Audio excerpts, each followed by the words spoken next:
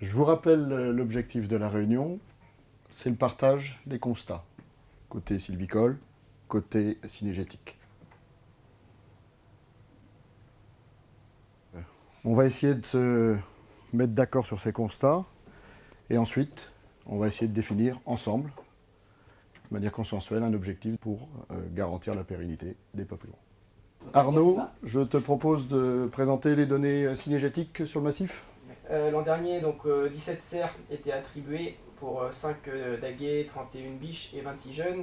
On constate par rapport à cette pyramide des âges qu'il a été prélevé très peu de daguets.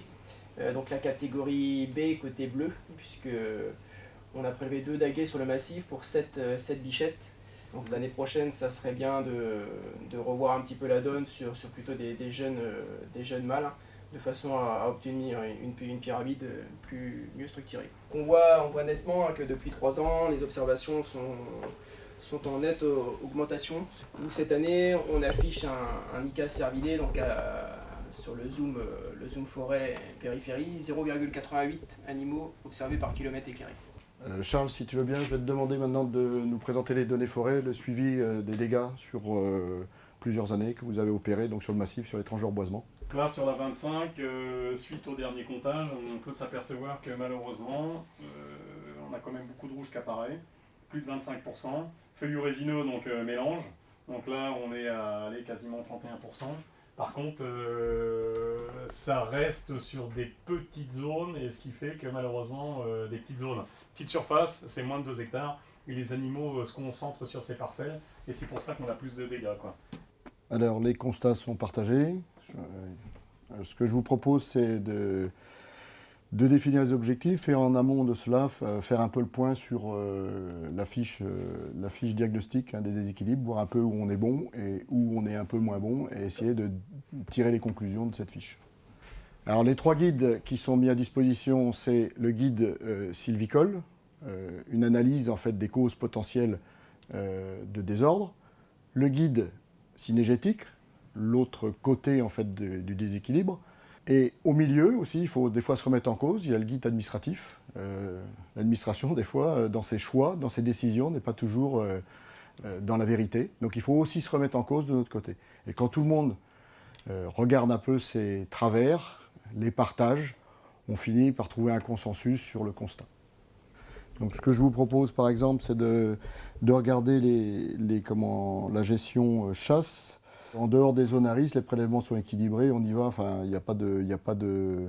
Non, pas de zone de réserve. Il n'y a pas de zone de réserve où on n'est pas en train de créer des zones de quiétude qui risquent de poser des problèmes, quoi. Sur l'aspect prélèvement, l'équilibre populationnel, ce qui serait idéal, ce serait de remonter un peu la pyramide. Et toujours, mais ça c'est quelque chose qu'on rencontre régulièrement, les prélèvements de biches sont un peu en dessous de ce qui serait l'optimum. La biche, c'est celle qui permet le renouvellement des populations et il ne faut pas oublier ça. Tout le monde est d'accord? On définit ça comme objectif? Il ne faut pas avoir peur de les faire. Ok, il ne faut surtout pas avoir peur de les faire, il n'y a pas de difficulté. C'est le facteur qui permet de réguler les populations. Alors, ouais, effectivement, la fiche diagnostic, elle est importante parce qu'en fait, c'est une trace qui est partagée. C'est un document que tout le monde peut ressortir, on la garde en mémoire, ce n'est pas des paroles en l'air, ça permet d'avoir un document partagé. On s'aperçoit quand on analyse que ce n'est pas une mise à l'index d'une des parties, c'est une responsabilité collective. Il n'y a pas qu'un paramètre qui ne va pas, il y a souvent plusieurs paramètres qui ne vont pas sur les problématiques de déséquilibre. Donc ça permet d'apaiser et de voir que tout le monde a un rôle à jouer dans le fait de retrouver l'équilibre sylvo-cynégétique. Sur les aspects dégagement, Charles, tu m'as dit qu'en fait on était plutôt sur des dégagements sur la ligne. Dégagement sur la ligne, ouais. Ouais, alors ce qui serait intéressant, c'est de partir sur des dégagements interlignes. C'est moins attractif pour les animaux, ça permet un peu d'isoler. Alors c'est un peu plus complexe à mettre en œuvre sur le plan technique. Le coût devrait être à peu près équilibré. Après, il faut savoir détourer les arbres qui sont installés. Mais si on pouvait envisager sur certains secteurs, notamment sur les espèces un peu plus sensibles comme le pin, voir les feuillus qui sont sortis, des cloisonnements en interligne. D'accord. Donc là, peut-être un point à améliorer, on va dire. On a fait le point, la fiche diagnostic est complète. Moi, ce que je vous propose, c'est de définir les objectifs. On va essayer de trouver un consensus. Le premier objectif qu'on peut se fixer, je pense, c'est de maintenir le niveau de prélèvement, année N-1. Il faudrait quand même essayer de réaliser un peu plus, hein, parce que là, L'objectif, on a des dégâts sur les feuillus, sur les pins. D'accord. Il faudrait essayer quand même de réaliser un petit peu plus. alors, effectivement, l'idée, c'est de maintenir le niveau d'attribution, mais d'améliorer la réalisation, un petit peu. D'aller au maximum. Le plan de chasse, il est là pour être réalisé, donc essayer de se rapprocher des 95-100% de réalisation. Et d'axer quand même sur un équilibre populationnel des prélèvements, ne pas hésiter à prélever les biches, hein, c'est quand même un point important. Pour faire marcher l'équipage de la Ardennais, aujourd'hui, il faudrait 18-20 cerfs à tenir sur le massif. Donc il faut la population de biches qui va en conséquence, quoi. C'est une crainte qui est chronique, hein, le prélèvement des femelles. On a peur parce qu'on sait que c'est par là que la population se régénère. C'est le robinet, quoi. C'est le robinet. On demande simplement de retrouver une structure dite naturelle, quoi. D'essayer de rééquilibrer mâles et femelles. Si on a un déséquilibre avec trop de femelles, eh ben, les évolutions sont exponentielles, hein. On met 10 biches dans un parc avec un cerf, on aura 10 jeunes. On met 5 biches et 5 cerfs dans un parc, on aura 5 jeunes. Donc l'explication, elle est là, quoi. C'est la dynamique de population. Et plus la dynamique est à pente faible, et mieux on la contrôle. Mais il faut aussi que les animaux ils aient à manger. Et si on arrive à créer des zones de diversion dans les peuplements d'amélioration, ils iront faire moins de bêtises dans les pins.